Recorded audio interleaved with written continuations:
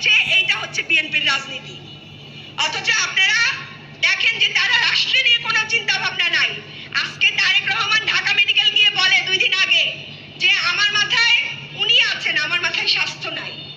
তো একটা দেশের প্রধানমন্ত্রী যিনি এরকম এইসব কথা বলে কি করে, একটু পোলাপানের একটু শেয়ার নেয়, একটু পোলাপান খুব মজা পায় যে বউকে কত ভালোবাসে।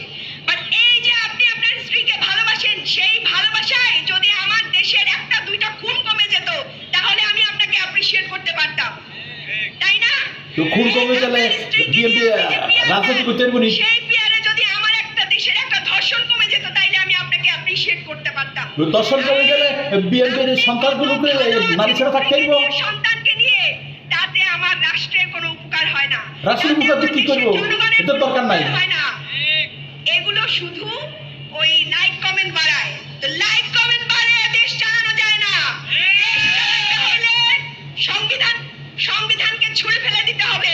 তো সংবিধান ছুটে দিলে আমলিক ও এনডিএ সংবিধান নিবুকেরা এটা ব্যবহার করবো কেন ইউজ করবো? চালাইতে হলে আপনার যে যুবদল বিএনপি যে সারা দেশে চাঁদাবাজি করে বেড়াচ্ছে, সেই চাঁদাবাজি বন্ধ করতে হবে। তো চাঁদাবাজি বন্ধ করলে এরা খাইবে কি? এদের বসি আছে না, এরা খাইবে কি চাঁদাবাজি বন্ধ করলে?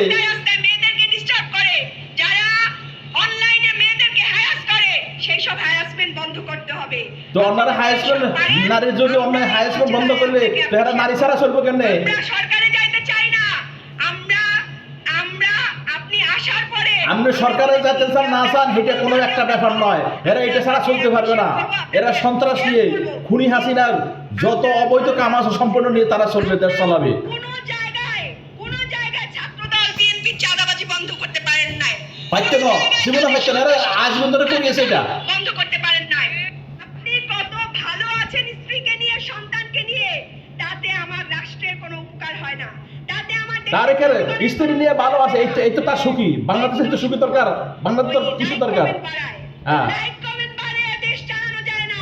আপনার এলাকায় আমার ভাই নাসিরউদ্দিন পাটোয়ারি এসেছিলেন, তার উপরে হামলা হয়েছে।